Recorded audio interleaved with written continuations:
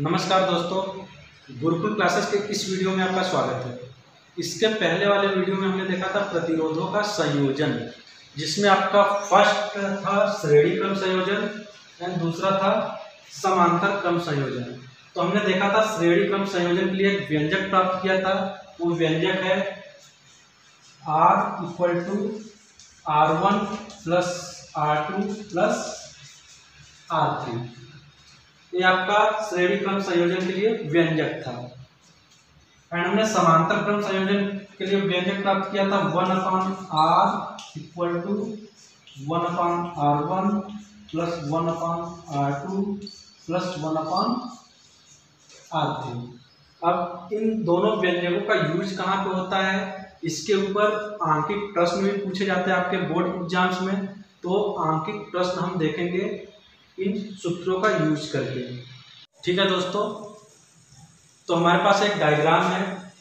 इसमें हमारे पास तीन प्रतिरोध हैं। तीन प्रतिरोध कुछ इस प्रकार संयोजित है, जिसमें पहला प्रतिरोध और दूसरा प्रतिरोध ये दोनों आपस में समांतर क्रम में संयोजित है और तीसरा प्रतिरोध श्रेणी क्रम में। तो इसमें देखना है कि ये दोनों प्रतिरोध समांतर क्रम में है और तीसरा प्रतिरोध इसके साथ श्रेणी क्रम में संयोजित है। तो हमको बताना है कि इस डायग्राम के लिए तुल्य प्रतिरोध कितना होगा।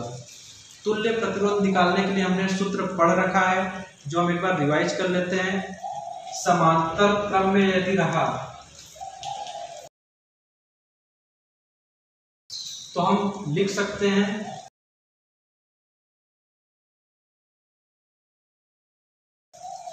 यदि हमारा दो प्रतिरोध समांतर क्रम में जुड़ा रहा तो उसके लिए हमने सूत्र पढ़ रखा है। R होता है R1 इंटू R2 बटे R1 प्लस R2 पे।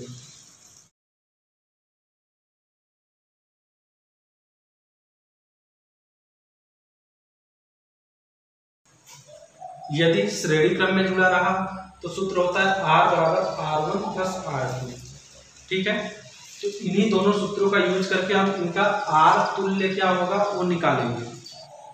ठीक है, हम यहाँ पे देख रहे हैं कि 8 ओम का एक प्रतिरोध 8 ओम के दूसरे प्रतिरोध से समांतर क्रम में जुड़ा हुआ है। तो इस सूत्र के माध्यम से हम इसका तुल्य प्रतिरोध निकालेंगे इन दो प्रतिरोधों के लिए। तो हम बोल सकते हैं R बराबर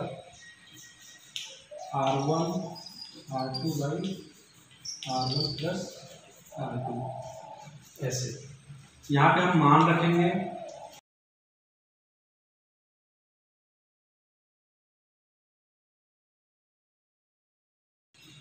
तो हमने देखा कि जब हम इस फॉर्मूले में रख रहे हैं तो हमारा उत्तर निकल के आ रहा है 4 ओम। ये हमारा इसके लिए तुल्य प्रतिरोध हो गया, यानी ये दोनों प्रतिरोध मिल करके 4 ओम के बराबर काम करते हैं, या इसका प्रतिरोध होगा 4 ओम। इसमें हम बोल सकते हैं कि ये दोनों मिल करके जब दो प्रतिरोधों को समांतर क्रम में जोड़ते हैं तो ये दोनों मिल करके 4 ओम हो जाएंगे। इसका मतलब ये 4 ओम इस 8 ओम से श्रेणी क्रम में जुड़ा हुआ है। डायग्राम के माध्यम से यदि हमको समझाना हो तो इसका दूसरा डायग्राम बनेगा। यहाँ पे आएगा आपका 4 ओम। चूंकि 8 ओम यदि समांतर क्रम में जुड़े हैं तो ये हो जाएंगे 4 ओम, और यहाँ पे आपका 8 ओम है जो मैंने आगे दिखाया, ये 8 ओम। अभी इसका तुल्य प्रतिरोध निकालना रहा तो हमने एक सूत्र पढ़ रखा है, R बराबर होता है R1 प्लस R2, यानी सीधा सीधा जुड़ जाता है। तो हम लिख सकते हैं R बराबर होता है R1 प्लस R2। इस श्रेणी क्रम के लिए है तो हम बोल सकते हैं R बराबर होगा आपका 4 प्लस 8, ये आ जाएगा 12 ओम। ये आपका R तुल्य भी कहलाएगा।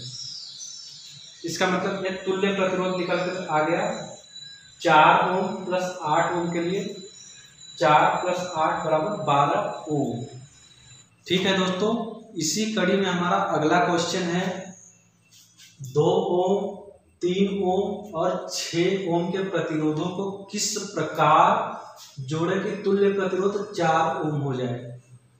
2 ओम 3 ओम और 6 ओम के प्रतिरोधों को किस प्रकार जोड़े कि तुल्य प्रतिरोध 4 ओम हो जाए, चित्र भी बनाइए। ठीक है, ये हमारा क्वेश्चन है, इसको हम देखेंगे। हमारे पास प्रतिरोध है 2 ओम, 3 ओम और 6 ओम का, और हम इसको दो प्रकार से व्यवस्थित कर सकते हैं, दो प्रकार से संयोजित कर सकते हैं, या फिर दो प्रकार से जोड़ सकते हैं।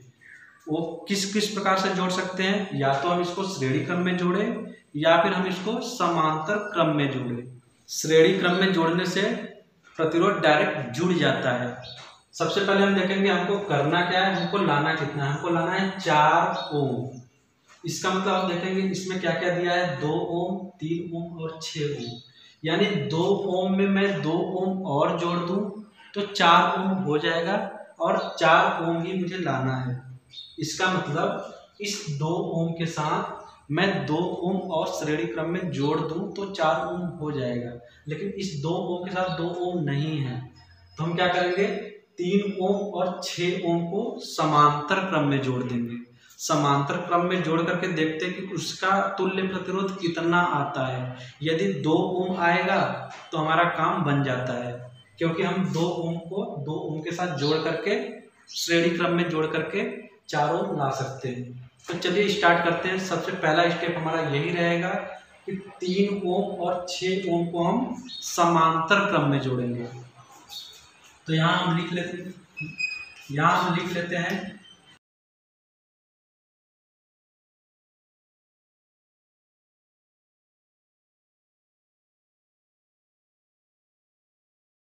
ठीक है दोस्तों, 3 ओम एवं 6 ओम को समांतर क्रम में जोड़ने पर, तो समांतर क्रम में जोड़ने के लिए सूत्र हमारे पास है R बराबर R1 into R2 by R1 plus R2।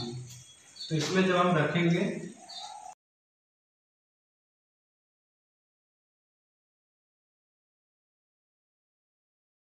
ठीक है, इसको हमने सूत्र में रखा, सूत्र आपका होता है R1 into R2 by R1 plus R2।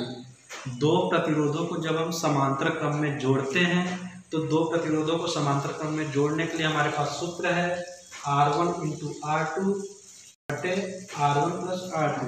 तो हमने माना है कि हम 3 ओम और 6 ओम को जोड़ेंगे, तो 3 गुणे 6 बटे 3 प्लस 6। जब हम इसको सॉल्व करेंगे तो आएगा 2 ओम। ठीक है, तो अभी हमने 3 ओम और 6 ओम को समांतर क्रम में जोड़ करके 2 ओम ला लिया है। 2 ओम को 2 ओम के साथ हम श्रेणी क्रम में जोड़ेंगे। हम जोड़कर देखते हैं।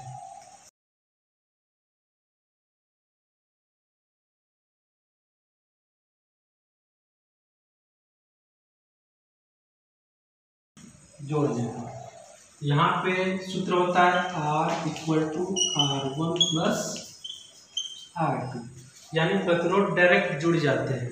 तो इसमें हम मान रख देंगे, तो हमारा आएगा R बराबर 2 प्लस 2 इक्वल टू 4। R का मान आ गया 4 ओम।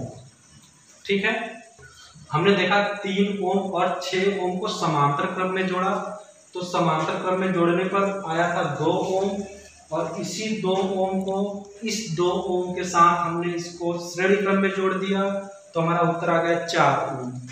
ठीक है दोस्तों, और अगला पार्ट इसमें बोल रहा है कि चित्र भी बनाइए। ये कैसे जुड़ेगा, इसके लिए आप चित्र भी बनाइए। तो हम चित्र भी बना देते हैं। इसमें हमने क्या किया था, पहला 2 प्रतिरोध इसमें हमने सबसे पहले 2 प्रतिरोधों को समांतर क्रम में जोड़ा था। तो हमने समांतर क्रम में 2 प्रतिरोध बना दिया। क्या क्या जोड़ा था हमने, 3 ओम और 6 ओम को। यहाँ पे मैं इसको जोड़ देता हूँ, और इसके बाद 2 ओम को हमने श्रेणी क्रम में जोड़ा था। तो यहाँ से मैं 2 ओम को श्रेणी क्रम में जोड़ देता हूँ। ये आपका सर्किट डायग्राम हो गया। यहाँ पे 3 ओम और 6 ओम को हमने समांतर क्रम में जोड़ रखा है, और इससे जो रिजल्ट आया उसको हमने 2 ओम से श्रेणी क्रम में जोड़ रखा है। यही आपका क्वेश्चन था। मिलते हैं अगले वीडियो में, तब तक के लिए जय हिंद।